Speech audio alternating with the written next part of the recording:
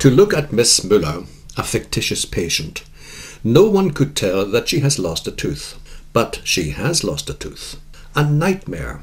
It is in the Center for Tooth Implants and Aesthetic Medicine of Professor Dr. Hermann Schnorbach that she hopes to find a happy end to her nightmare. At the outset, she is given comprehensive advice about what modern implantology can do. It can not only replace the missing tooth or teeth, but the new teeth will be just like their predecessors in form, color, and brilliance. The proposed method of treatment by means of navigation requires, first of all, a print of the patient so as to make a surgical stent in the laboratory. In those places where implants are planned, a substance in the form of a tooth visible under X-ray is worked in so as to make it visible for the CT scan. For all further steps, it is the computer tomography of the head which serves as a basis. For the duration of the computer tomography, which takes altogether but a few moments, Miss Müller wears the splint especially prepared for her, and to which the navigation curve has already been fixed. Computer tomography counts among the various sectional view methods, which in this case permits an exact and speedy examination of the head. At the same time, using an X-ray method, the head is scanned, and the pictures of the individual layers, the computer tomography, are transmitted in digital form direct to a computer. It is here, at the very latest, that the new navigation method of treatment sets itself off from the traditional method. For, in contrast to the normal X-ray picture, the dentist has at his disposal a perfect three-dimensional picture of the head in digital form for all further diagnosis. These data are then processed for further planning for the Monadent system. The Monadent system is something utterly new and permits a pre-operative diagnosis, which in turn supports a virtual planning of the operation, while taking into consideration the anatomic and aesthetic aspects, and backs up the operating dentist in his work.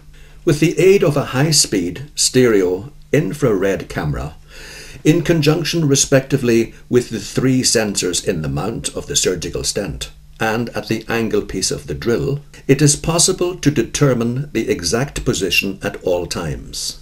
In addition to that, the stent with the sensors is fitted to the patient and the infrared camera is brought into position by hand.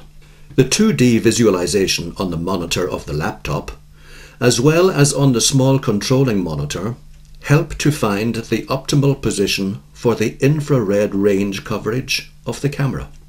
At this point, after the drill has been calibrated, the operation could in theory begin, but this brief technical excursion was taken solely to explain the functioning principle of the Monadent system. In reality, Professor Dr. Schnorbach and Dr. Ploke now begin to plan, step by step, the treatment on the Monadent system by means of the medical 3D software. It is precisely here that the Monadent system plays its first trumps. In contrast to the conventional methods, the exact position of the implants can now be planned pre-operatively in the virtual 3D description. And here there is a departure from what usually is the case. The decisive factor is not the bone loading, but the subsequent care and maintenance of the dentures. Viewed functionally and aesthetically, the optimal position for the crowns can thus be set, which comes very close to the natural tooth. At the same time, the data of the CT diagnosis provide the fundamental elements in operation planning. In a false color picture, the operating surgeon recognizes in the exact three-dimensional description the course and outline of the sensitive nerve structures and the bone volume. With the help of this visual information, the operating surgeon decides exactly where an implant can be set. These implants and their respective qualities, such as size and length, are stored in the system so that it can be recognized at once whether it can fulfill its subsequent function at the spot selected.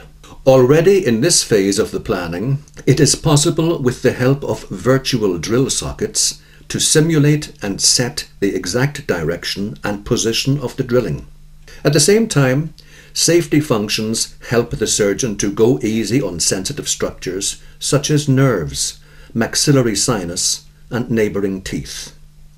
i.e., the implants can be simulated with the greatest precision and set during the operation in the places chosen in advance. If all has gone according to plan, the data will be protected against unintentional alterations, while necessary alterations remain possible in the course of the operation. The navigation operation with the Monadent system could very well be compared with the GPS navigation system of a car, whereby it is the driver or the operating surgeon who ultimately decides when to accept the technical support.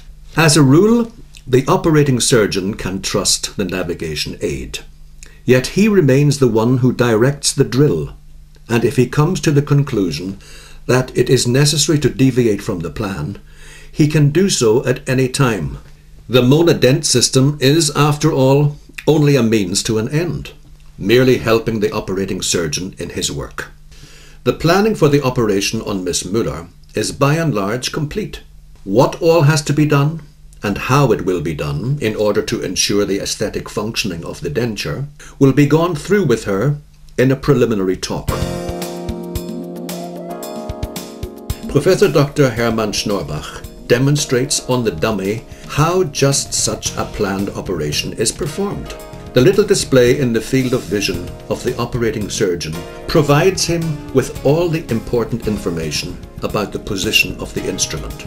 For this, the instrument is calibrated at the prearranged points of reference on the stent, which was already put to use in the CT of the head. Straight away, the Monadent system can show on the display, by means of the markers set on the splint and instrument, their relative position to each other.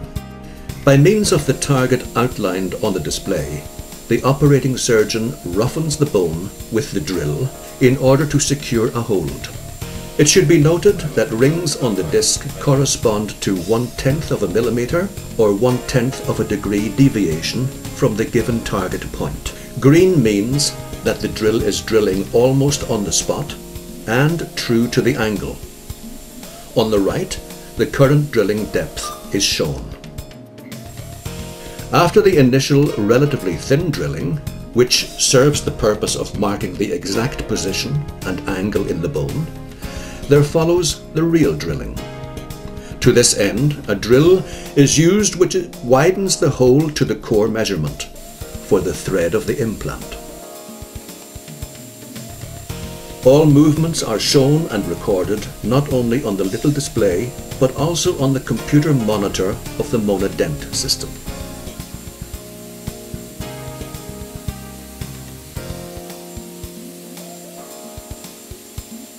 The thread is now cut into the core hole at a slower speed of the drill, into which the implant will be screwed in the next step of the operation. Here it can be clearly recognized that even the dummy doesn't withstand the procedure in an entirely stationary manner. Even those small movements, which are unavoidable, even in the most unafraid patients, are recorded by the infrared camera, and the new relative position to the drill is calculated in real time. Only now are all preparations by and large completed, so as to insert the implant. It is screwed in slowly. Especially at this stage of the operation, a great deal of experience and patience is required of the operating surgeon. Again and again, Professor Dr. Schnorbach interrupts the screwing in process, for the bone is now being loaded mechanically and thermally. While the operation is in process, the Monadent system calculates the exact data from the minimal deviations between planning and execution. These data are in future to provide the information for the CNC drilling machine in the dental laboratory. The dental technicians can then make perfect fitting dentures or a provisional set, as the case may be.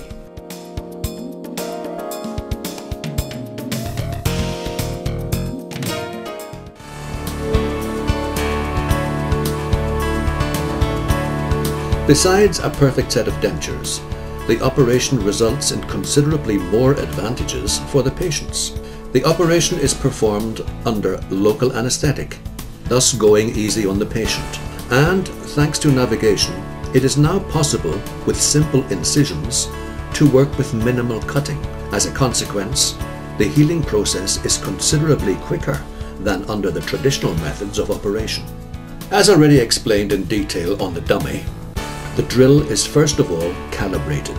Now the bone of the upper jaw is roughened with the fissure drill. As it is here only a question of a dent in the form of small points, the operating surgeon focuses his attention first on the exact position of the drill. Its angle at this juncture plays a rather subordinate role. Throughout the so-called pilot drilling, it is of prime importance to hold the drill at the exact angle and to drill to the planned depth. Here, the Monadent system constantly provides the necessary visual information as to current position, angle, and depth of the drill. The scale division, the circles, represent 1/10 of a millimeter or 1/10 of a degree. Such units of measurement can scarcely be perceived by the human eye, and that is why even minor deviations on the display still show a high precision in relation to conventional methods without navigation.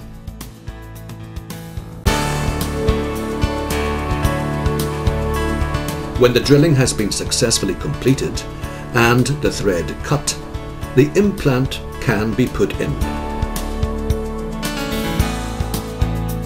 The implant is now screwed slowly into the upper jaw until the maximum moment of rotation of 22 Newton is reached. The rest then is taken care of by hand.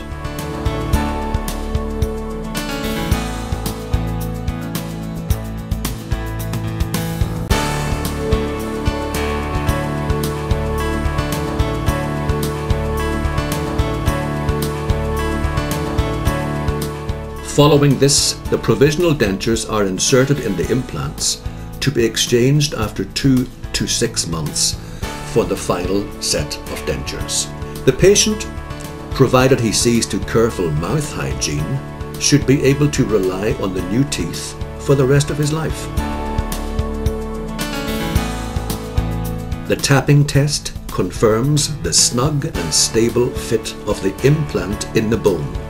The first test carried out by Professor Dr. Schnorbach can look back on a tradition of 25 years. With modern implantology, it is possible to replace defect or lost teeth, a wish surely as old as humanity itself.